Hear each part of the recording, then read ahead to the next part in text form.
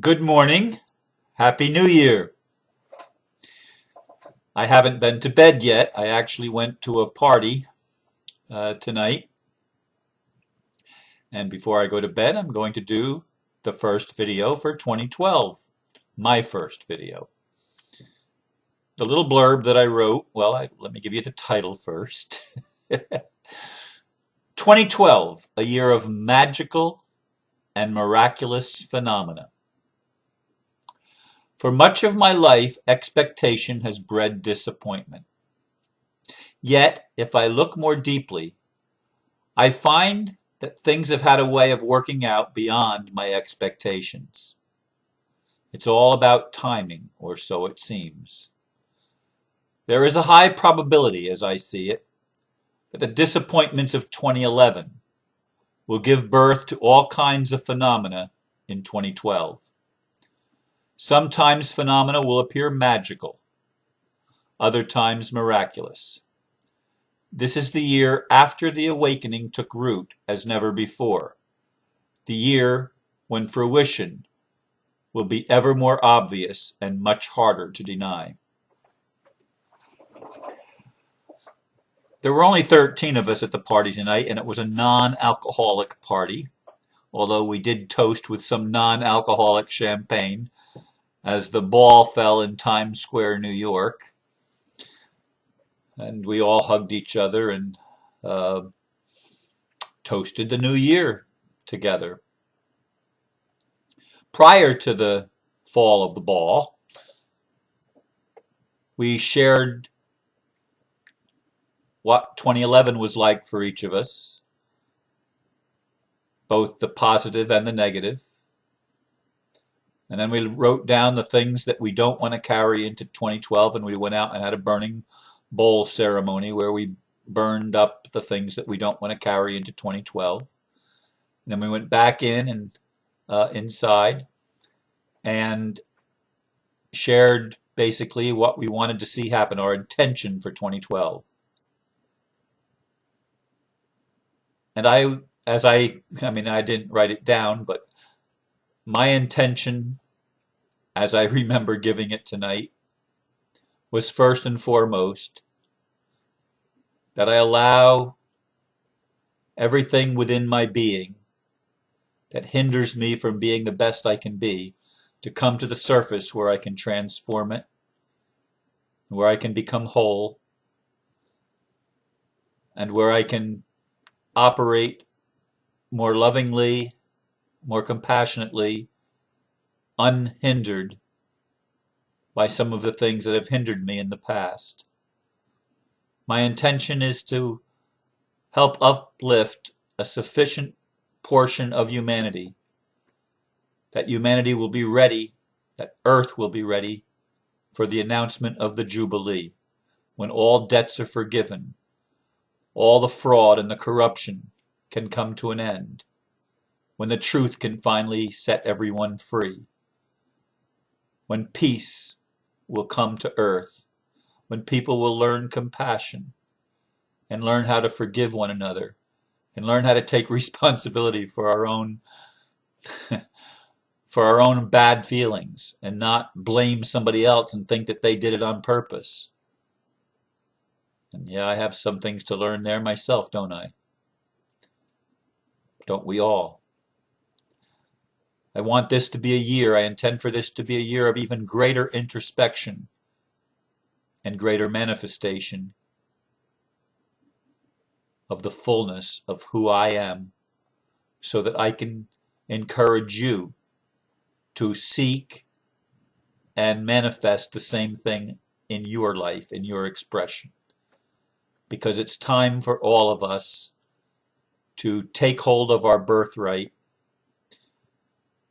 to remember our eternal roots and destiny, past and future, and to remember all of that now, in the present moment. It's time to call forth not just our ancestors and all our relations, to be healed through us at this point in time in 2012, but to bring our posterity, our future selves, into the present also. We would know them as extraterrestrials or an angelic realm or something like that. And they need to be manifested as never before. Remember, I'm not talking about something separate from ourselves. We need to think beyond the box, beyond the three-dimensional reality, beyond time and space. We're moving from the third dimension into the fifth dimension. And in the fifth dimension, we can bring everything from the third dimension, the fourth dimension, and the fifth dimension into the present moment.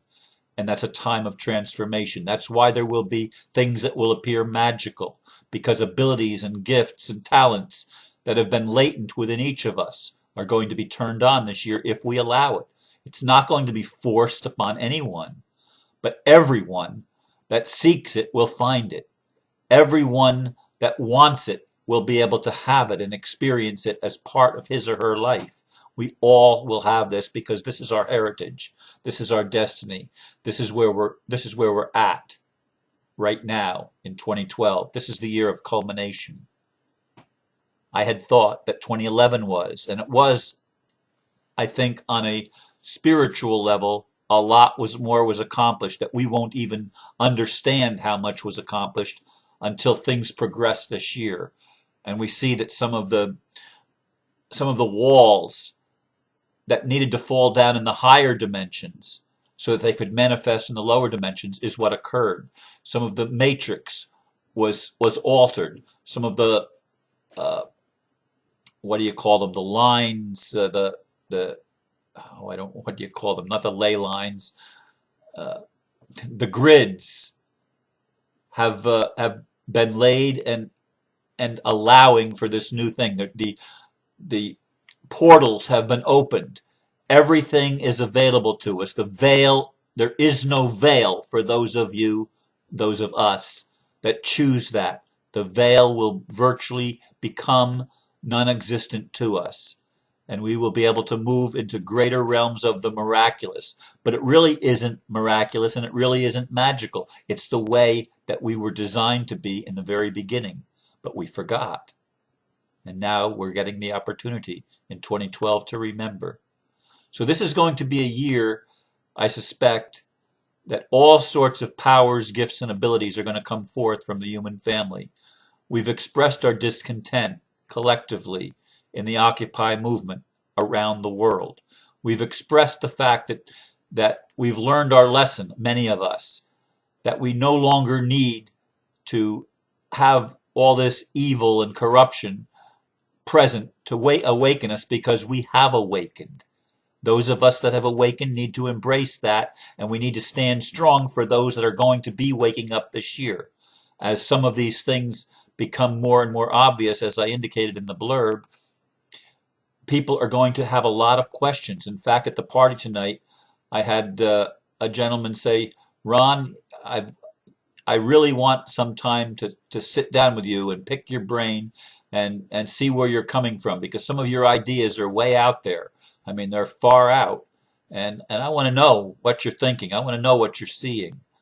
And that's interesting, because some of the intentions of some of the people were pretty much all materialistic. They want more money. They want this and that. Mine was not a single thing about materialism. And that speaks to people's heart. But I wasn't the only one. I'm not saying that everybody was being materialistic, but a lot of it was I want this and this and this material manifestation.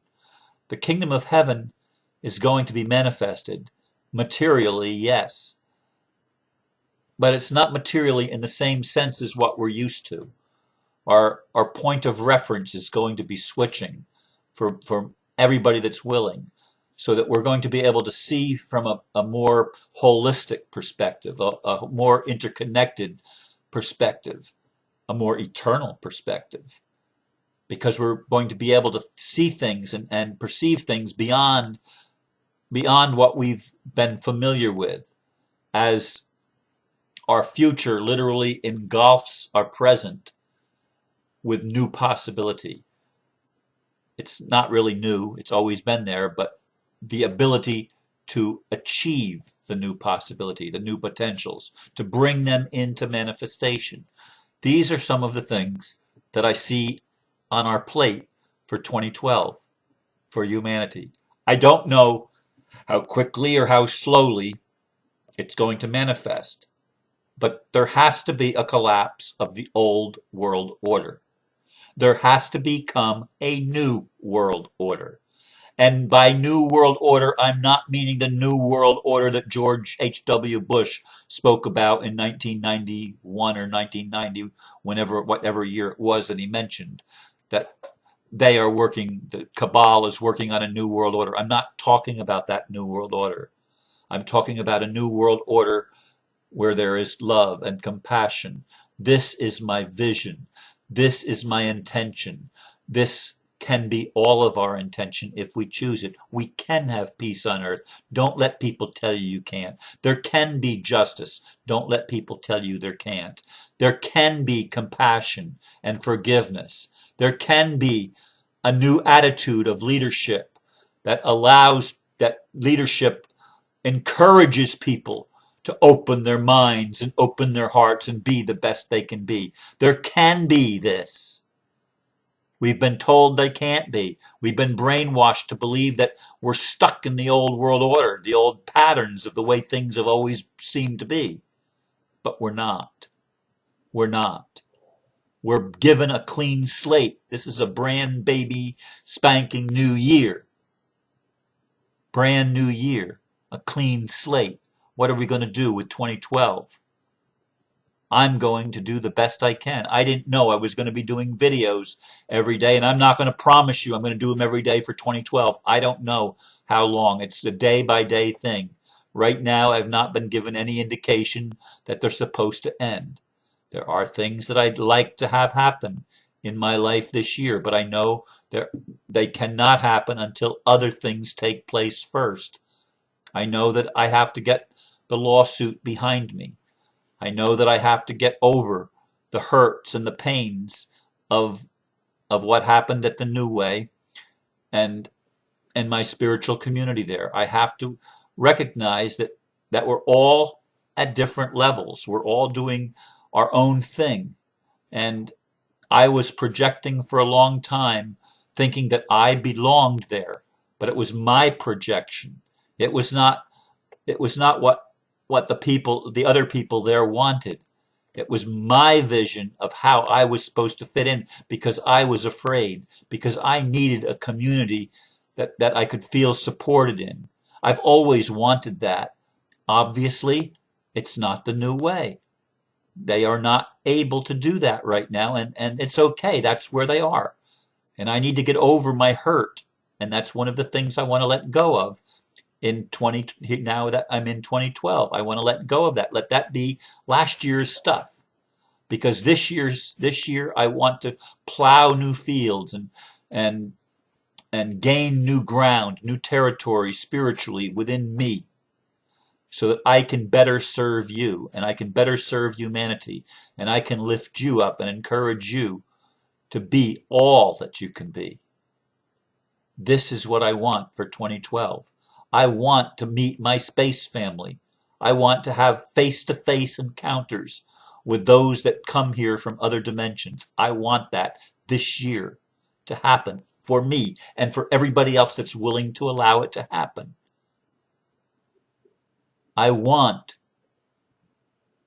to take the understanding of how natural law was put down to serve us and to retake and recapture the natural law for the good of humanity. Because natural law is not bad. It's wonderful. It's wonderful.